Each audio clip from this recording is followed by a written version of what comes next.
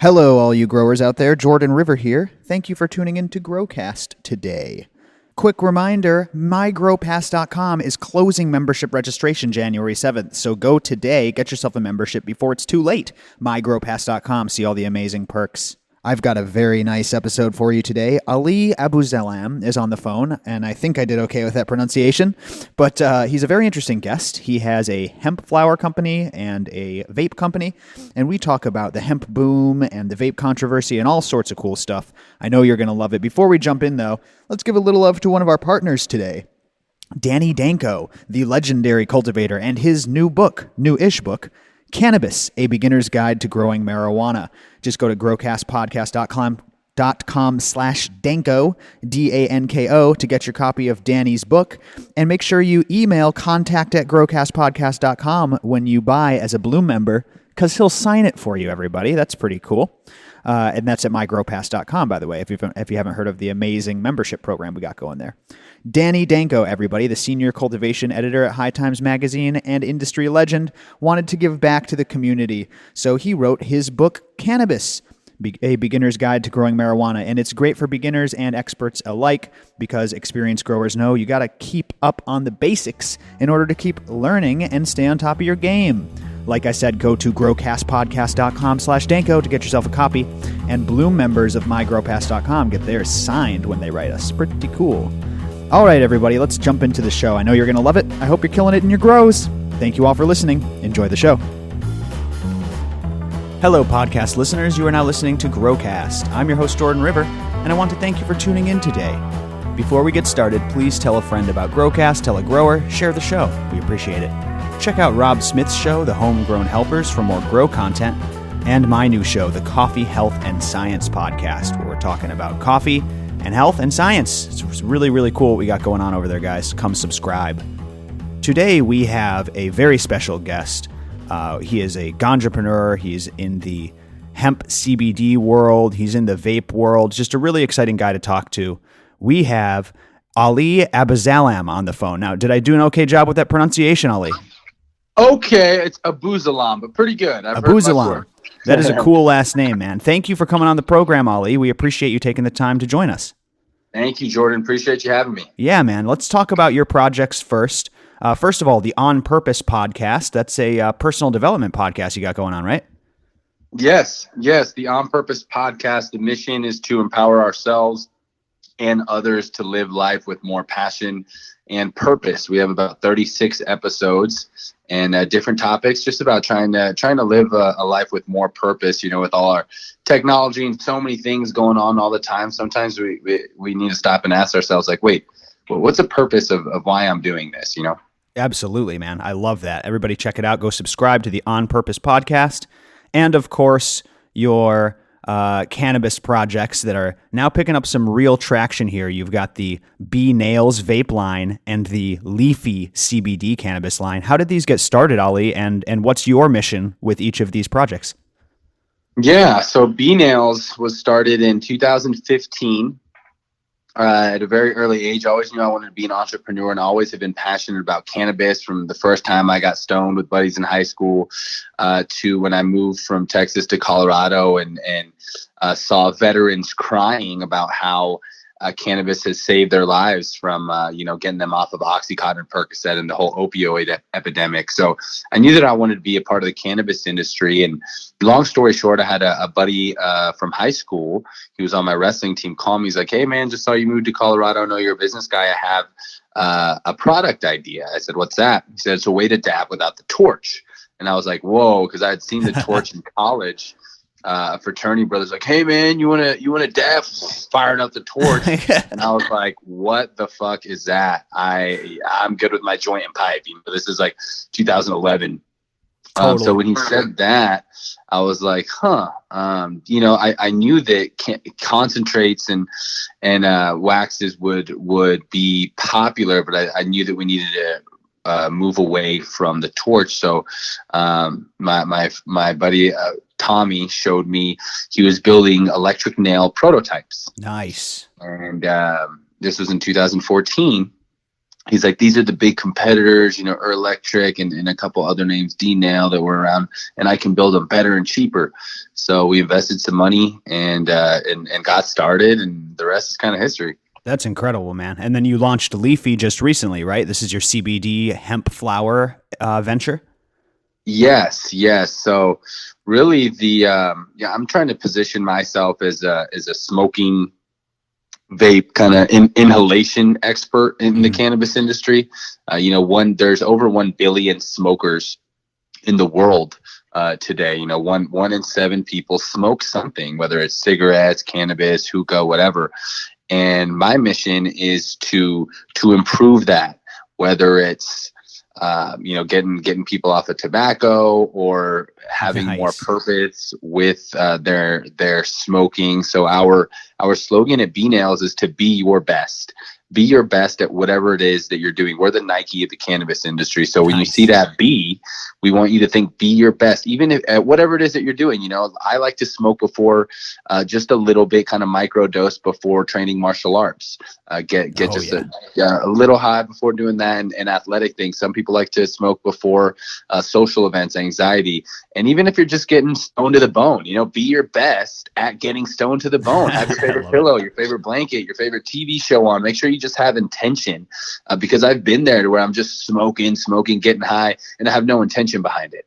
100%. I love that. I love that attitude, man. And that ties in with something that I've kind of kicked around on this podcast before. You know, I've kind of dubbed the 3 main purposes, the 3 main reasons why people smoke cannabis, in my opinion, tends to be either the recreational side, where you enjoy the taste, you enjoy the way it makes you feel, and you have fun.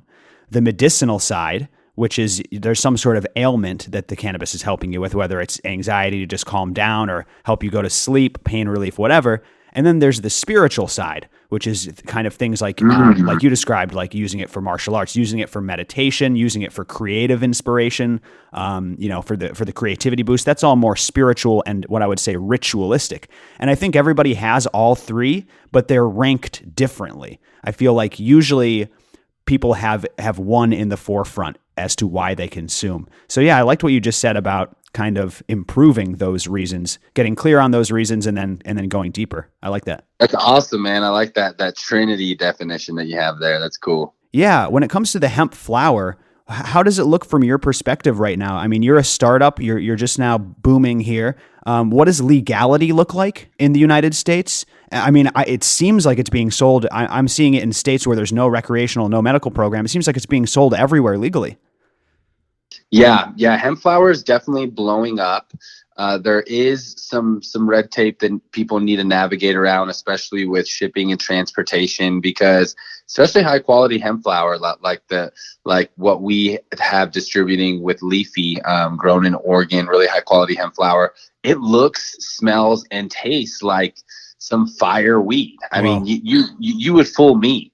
And until you smoke it, and you know, you don't really feel that instant effect THC like you rush. Do with THC. Exactly. THC rush is a great way to describe it. But it could fool me. So anyone could really be, you know, packaging high THC strains and saying, oh, here's my lab report. So that's kind of the holdup. But because the industry is emerging so quickly and the demand is skyrocketing, lots of smoke shops are selling hemp CBD. The thing that we're running into is it's really difficult to be 100% compliant and be selling online.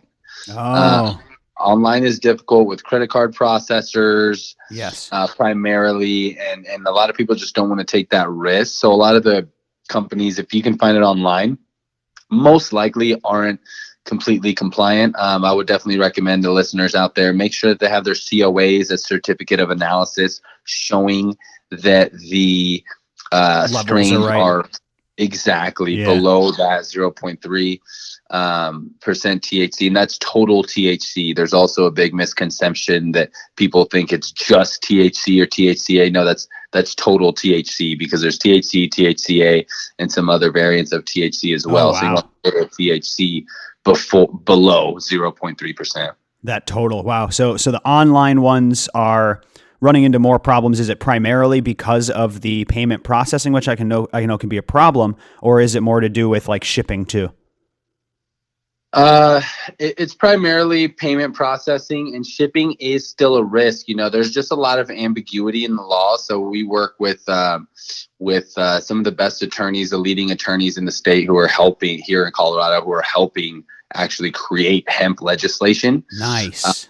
And they have advised us really well on, make sure you have your COAs, and have straight up told us like, hey, this is the risk that you're taking because this is how the federal law is written. Right. But we don't think, that they're going to crack down on you for shipping something that is quote unquote legal. 100%. Just make sure that you have all your T's crossed and I's dotted. Well, that's the big, I don't want to say the big risk, but that's the big trade-off. Let's put it that way. Because this is such a new and lucrative and expansive market, the reason it is so lucrative is because, it's unclear. So there are the people who are not necessarily taking a huge risk at this point. I would say in the past, a couple of years ago, people putting themselves out there were taking a bigger risk in exchange for a bigger piece of the pie. So if you can get in on the ground floor and you can make sure to establish yourself without stepping on any toes, you can be in a really great position. Yeah. And it's interesting because hemp flower is such a niche market that even it's hard to tell, because here in Colorado, we're immersed, and here being the mecca of just cannabis overall, right, we're immersed in it. But nationwide and even globally, hemp flower is still a very new and emerging trend. Yes. Everyone is crazy about CBD and looks at CBD as a medicinal product. People don't associate smoking to a medicine. I actually, last year, I was at the MJ BizCon. I went to the one in Vegas, but the one that I spoke with the panel was the one in Toronto. And nice. I asked a panel of hemp CBD experts. One of them was the owner of like the India's first Bombay hemp company. They're massive producers of hemp textiles. They also do CBD, and two other really high level speakers just a year ago. Like, hey, what do you guys think about the hemp flower market? 2 out of 3 were like, oh, it's just a trend that's just kind of like die out. And then one of them was like, I think that's an emerging trend that nobody's paying attention to, that a lot of people are going to capitalize on. And here's why. Because in Europe, people are already using it to get off of cigarettes, different hemp blends, hemp tobacco blends. And even with current cannabis smoking regimens, some people, I've definitely been there, like, man, I'm getting too stoned on a consistent basis, but still really enjoy the smell of the plant, rolling something up and smoking it. Hemp CBD flower is a fantastic way to get that fixation without being too stoned. Because I know people like me, I'm not one of those people who can operate all day.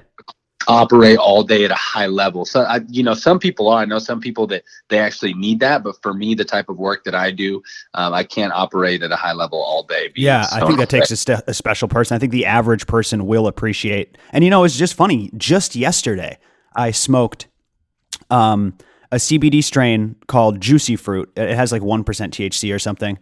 And it has like 16% CBD. I smoked it all day because it's all I had. And then when I switched to THC at night, I was like, holy cow, this is so much of a better experience to have the CBD during the day, to, have that little respite, have that little break, like you're saying, but then not have the tolerance. See, for me, it's not so much the operating. Like, I do great on THC, but what bothers me is the tolerance that ends up building up. And if you can, if you can have some CBD during the day and then THC at night, that's a real winning strategy. I think so too. That's my strategy as well. You touched on people quitting smoking. I'd imagine that's got to be a huge market, man. So people are gonna get off of tobacco and onto CBD through like blend and kind of weaning themselves off. So I haven't seen anything like that yet. That's got to be the future. I think so. There's some people who argue against that. There are people who are making straight hemp cigarettes, but here's the thing about smoking. Most smokers, cigarette smokers, I've been a cigarette smoker before as well, are smoking multiple cigarettes throughout the day. Yeah. If you're smoking multiple hemp joints and cigarettes throughout the day, you're going to be tired. That's true. You're going to be hungry. if you're smoking it in a way that you're smoking cigarettes. I think that there will be a market for hemp, and maybe it's not just tobacco, but other herbs, hemp blends that are in cigarette form. Yeah, good point.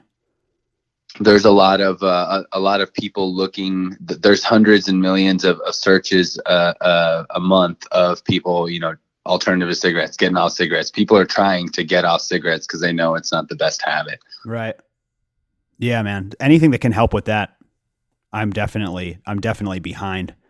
When it comes to the quality of hemp flowers, I feel like just last year, everybody was using this word biomass, like everybody was growing for biomass for their CBD processing. And now I feel like it's all about like, how good are your flowers? What are the flowers like?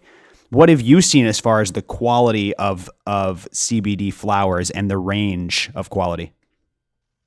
It's a pretty wide range right now.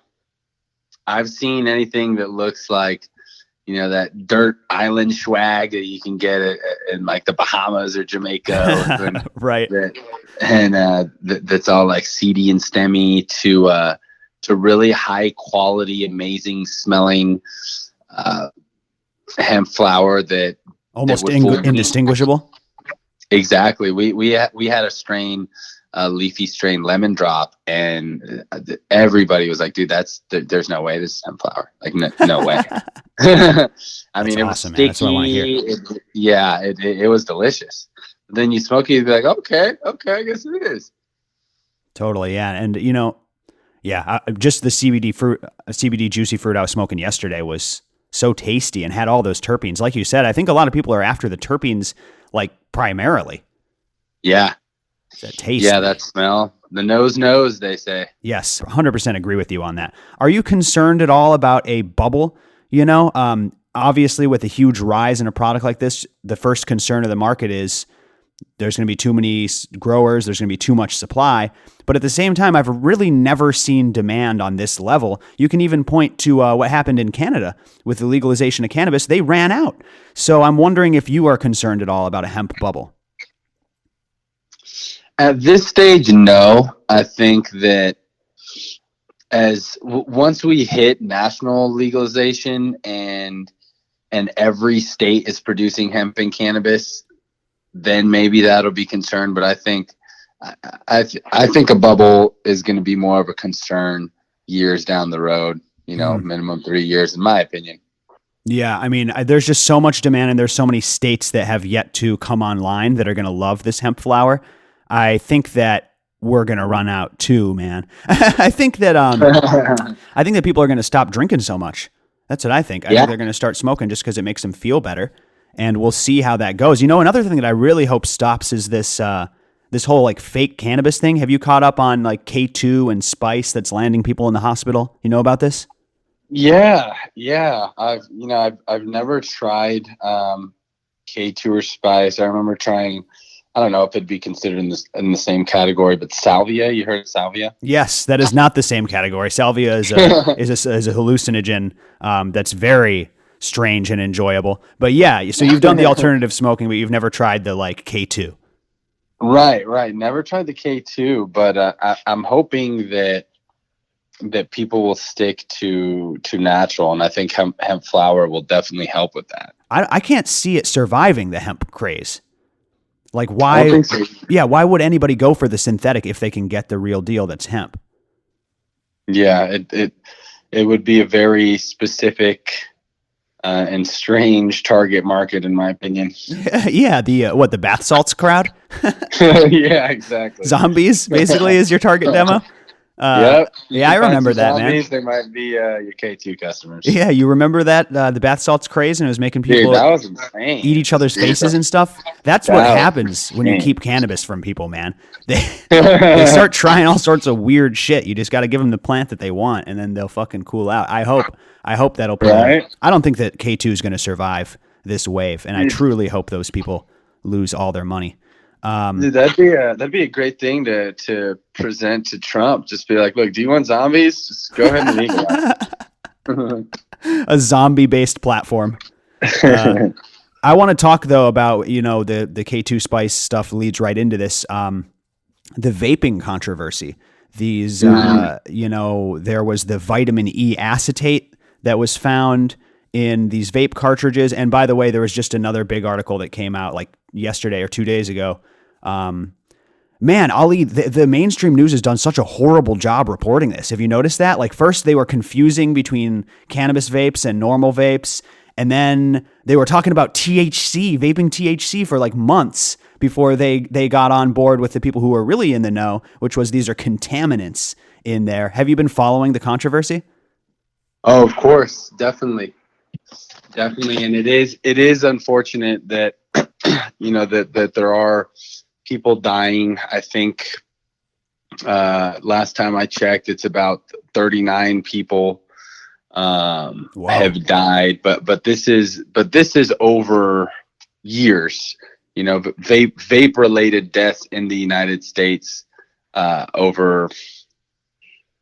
And I want to check my notes here because I was actually just putting together a little report on this. I want to say it's over the last 10 years. Right. So and it still pales in comparison, is what you're saying. Exactly, to where there are hundreds and hundreds of other causes of deaths in the United States. For sure. And what, not to say that that this doesn't need to be reported. I think it's great. I think that there does need to be more regulation around everything, and a safer industry is good for everyone. But my theory here is that the vape industry, vape cartridges, companies like Juul, PAX has raised $550 million since 2015. Whoa. Juul is a multi-billion-dollar company now. Yeah. To where some of the most powerful lobbyists in DC are big tobacco, big alcohol, threatened big by pharma. These. Yes. Exactly. And they want to get their meat hooks into this industry and get some of that money themselves. So they're pushing the agenda for the scare to happen while they're developing their patents. Marlboro has like 13 vaporizer patents. Wow. They're getting ready to get in. So I believe that, yes, we do need more regulation, and yes, it's important, but most of these deaths are coming from black market cartridges that people are buying and cutting with this vitamin E acetate and who knows what else. But going to a licensed dispensary where we have regulation, it's not cannabis that's killing people.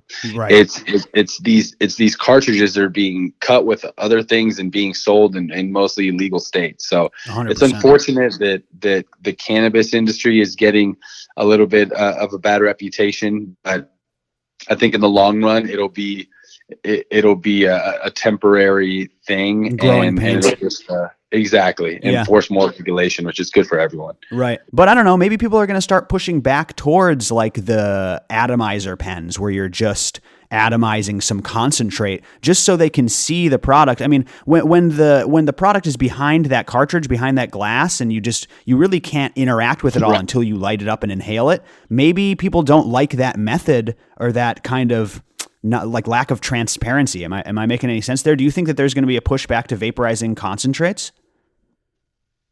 I think so. I think a lot of people are going to want to know exactly what they're inhaling, to where they can buy from their licensed dispensary, that their growers, and load your own. So you're not putting trust in the hands of these companies who you're not sure what they're cutting it with. Yes. And especially if you're buying black market, it's definitely not an epidemic. Let's talk the opioid epidemic. I mean, that's about 130 people a day. Dude, don't get me started, man.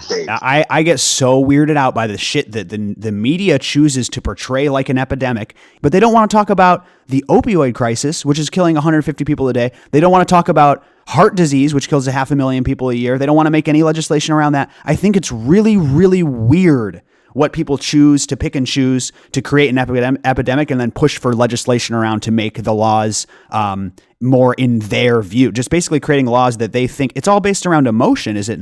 Do you think it's more of an emotional argument that it's legitimately scary? Oh, for sure.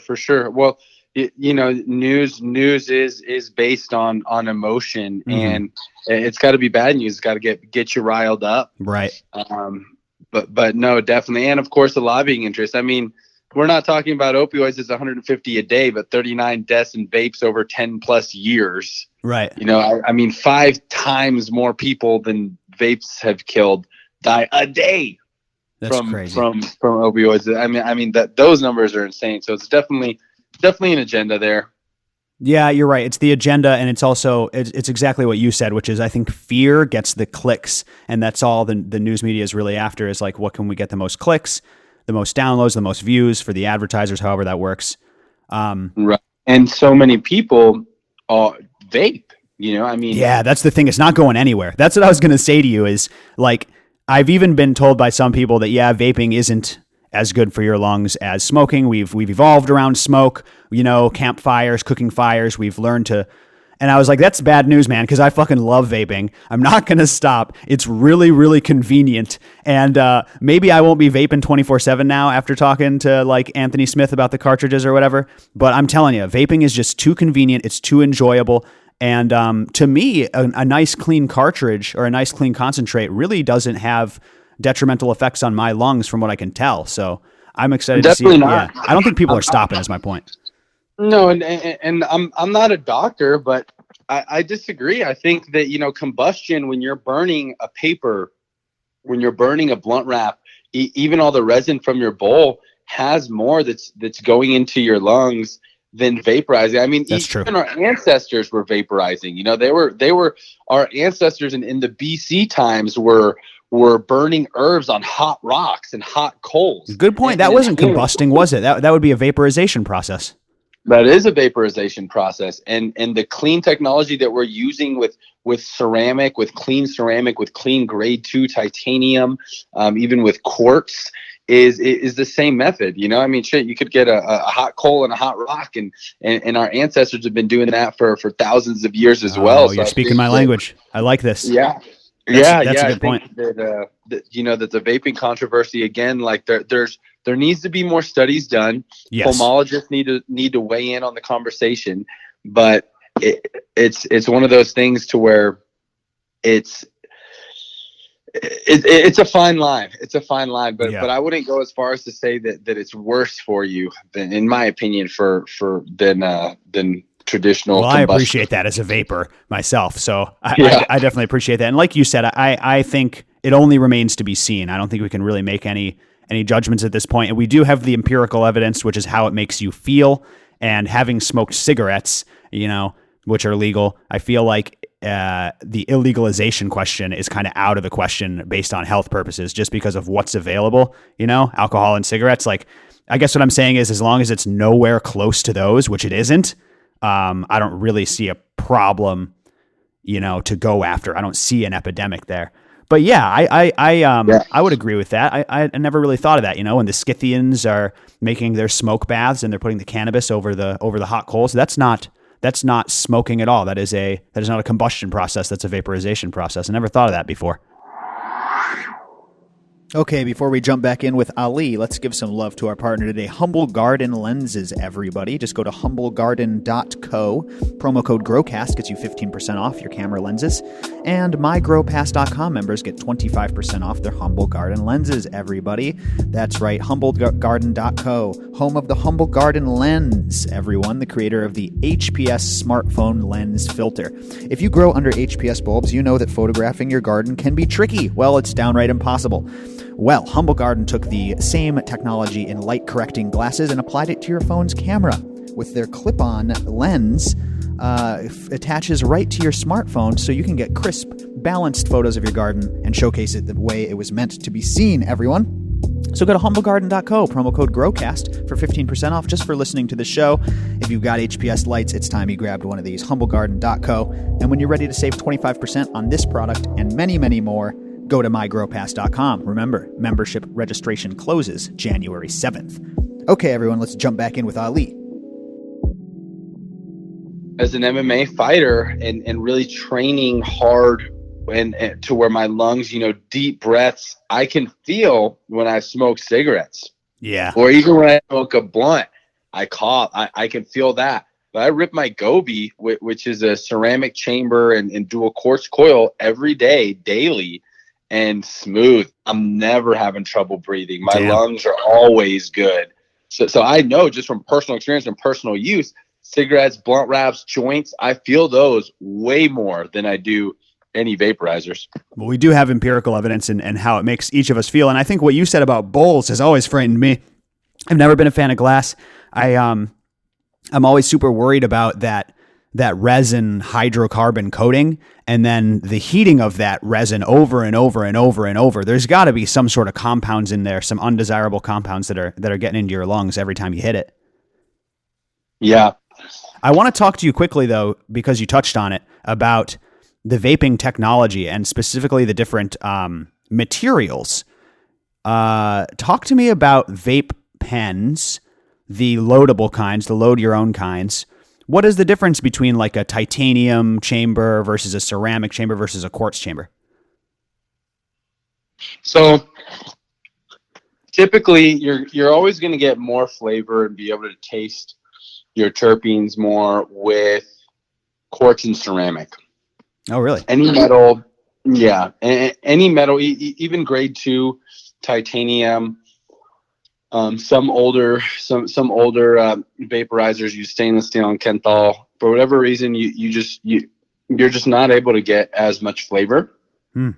But grade 2 titanium is indestructible. That's one thing, especially with nails. So BNails, we also specialize in and we started with and specialize in desktop setups, your e-nail, using either a titanium, quartz, or ceramic nail. And that's always the piece, right? Like you're sacrificing a little durability for flavor, right? But grade 2 titanium you can always count on, and they also retain heat extremely well. So retain and heat up quickly. So a lot of I don't think coils are going anywhere, but yeah, especially with this vape craze, this is really making a push for no heavy metals. But in ceramic and quartz chambers are fantastic as well. Primarily ceramic. That's what we found just to be kind of the overall. Best one. Other than the fact that it's probably pretty, like you said, fragile.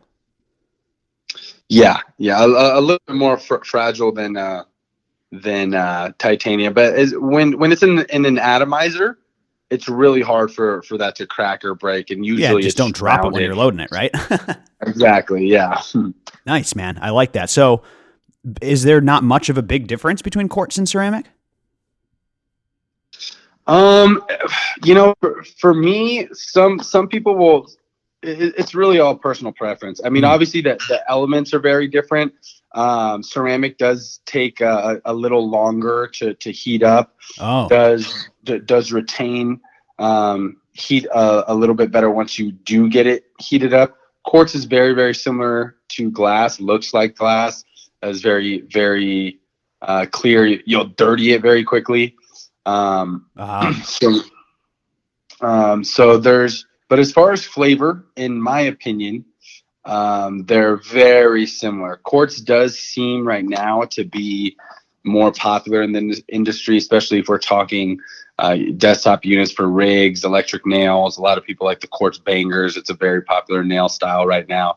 But as far as atomizers, the chambers tend to be either ceramic or titanium chambers, maybe with quartz rods, quartz coils, things like that. The technology doesn't really allow for full quartz chambers because it is the most fragile, and there's just a lot more likelihood for a full quartz chamber to break in pens and things like that. Awesome. Yeah, really, really interesting stuff. I just love the ancillary technology advancements. Speaking of technology advancements, have you seen solventless extracts making an impact on the market? What do you think about this idea? Like you said, people are wanting to move away from certain things, right? They want to move away from heavy metals. They want to move a lot of the times away from synthetic fertilizers. I think that solvents are probably going to be one of those things for extract consumers. Do you feel that way? Yeah, definitely. I mean, it's definitely a higher tier product kind of connoisseur product to where people just feel a lot safer knowing that there was no solvents used in making their extracts. A lot of growers, rosin pressing is becoming very popular. Yeah, big out where you're at in Colorado. It seems really, really popular right now. Yeah. Lots of growers extracting rosin. That's great. We actually, BNails we have a weekly show on Instagram Live called TG High F. Thank God we can get high on a Friday. And today we'll be interviewing a owner of a company called Noku Labs, and they only do solventless extracts, Nice. which is pretty interesting. Yeah, we do that every day at 3 p.m. Mountain Time. Kind of wish I had this conversation with him before, because I'd probably be able to give you guys some more insights. But I do think they're going to make an impact on the market. The thing is that it's just it's a lot higher price point and a lot less yield for producers. So I don't see it being a dominant product in the market. And at the end of the day, when you can have higher yields, and when state laws require there to be very, very, very little. I mean, you're talking parts per million, I believe is a measurement, ppm, required to have little to no solvents in these final products. Extracted, right, in these final products. You're talking negligible, smaller, right. Yeah, that's a good point. I'll give you that. I would hope that the production cost goes down and the best practices, kind of evolve to hopefully it'll be a little more accessible, a little more affordable, let's say. But yeah, I would probably agree with your statement there. That's a fair assumption. But yeah, I'm all about it, man. I see like Pure Pressure out there in Colorado, and with their rosin presses, and they put them into pens. Apparently, they can even go into pens even though they're solventless. I'm all about that, man. I want me some of those. Yeah, absolutely. Yeah, definitely. Man. Yeah, absolutely. Well, I'm gearing up to go dab myself right now. Before we sign off, though, why don't you give out all your URLs, your Instagram? Where can we find you? Where can we find BNails and all this good stuff? Yeah, definitely. So if you're looking to be your best, check out BEE_NAILS_USA. So that's BNails USA. Fantastic vaporizer products, very healthy, medical grade and food grade materials, very safe, load your own, eco-friendly as well. We just had a new product come out, the Stinger, that is a new cartridge technology. It's called a wax cartomizer.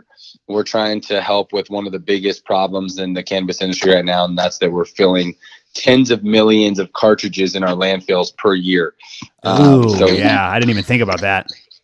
Yeah, the disposable cards. So definitely pushing the agenda for reusable, refillable. You can get those at BNails.com. We'll have a huge Black Friday. And then Leafy CBD, that's Leafy CBD on Instagram as well. And then my personal one is Ali Abuzlan, if you guys are interested in all the crazy personal stuff that I do. That's AliAbouzlan. Hell yeah, man. You're gearing up for MMA fight coming up here. You're working with MMA fighters with your CBD. Best of luck and all that, man. I'm a huge lifelong MMA fan from back in the Pride days, watching Pride FC with my dad when I was 13 years old, So dude, yeah, some great I know. It's actually really funny when you wrote me, because you were like, I do a personal development podcast, which is something I do. You do MMA, which is my favorite thing in the world, and you do cannabis. I was like, it was definitely a lot of synergy there. So best of luck in that field, and best of luck in your fight, man. Thank you, brother. Do you have a favorite fighter right now? Oh God, I have so many. Favorite fighter in the UFC, or just favorite fighter in MMA. You're putting me on the spot. It's so hard not to love Jorge Masvidal right now and everything he's doing. Oh, yeah. But I would say I'm going to go with a less ubiquitous answer. I miss Alexander Gustafsson. That's who I miss. I miss the Mauler. I loved that guy. I think he's coming back. I hope he's coming back. Francis Ngannou. I want to see him fight again. Yeah. What about you? Nice. Right now, man, I'm loving Paulo Costa. Bro. Oh, Costa. Love it, man. He just had that injury, though. He was supposed to fight Adesanya, and then he blew out his bicep or something. Oh, really? I didn't even see that. Yeah, I watch the MMA okay. World. It's like the YouTube channel that puts out the news every day. I'm hooked on MMA World, and I saw that. Yeah, he was supposed to fight Adesanya. Adesanya was making fun of his short little T-Rex arms, and Paulo Costa was like, "I'm gonna fuck you up." What a good answer, Paulo Costa. I love that. Right? Oh, that'll be a great fight. I can't wait for that one. Yeah, man. The Growcast listeners are probably like, what are you guys talking about? So we'll continue this conversation another time, my friend. But best of luck to you and everything you're doing, Ollie. Thank you for coming on the show, my friend. Thank you, Jordan. Much appreciated. All right, everybody listening, thank you for tuning in. Find us on Instagram at Growcast. Find me on Instagram at Jordan River IG. And yeah, check out the membership program, mygrowpass.com. This is Ali and Jordan signing off, wishing you the best of luck in your grow. Be safe out there, people, and grow smarter. That's our show today, everyone. Sorry for the late release. I hope you enjoyed it. I hope you're having some wonderful holiday times wherever you are listening from. Christmas is coming up here. Regularly scheduled Growcasts will be dropping, so look forward to that. Let's take care of some outro business. mygrowpass.com. Get in before membership registration closes January 7th. It's your last chance to get in, people. Go and get it. Shout out to Start to Finish Consulting. Start the number 2 Finish 710 on Instagram. Shout out to Jay Blanked on this beat for the ad beat. SoundCloud.com/JBlanked. Thank you all so much for tuning in, everybody. Best of luck in your grows. I hope you're killing it. All right, everyone. Happy growing out there. Bye-bye.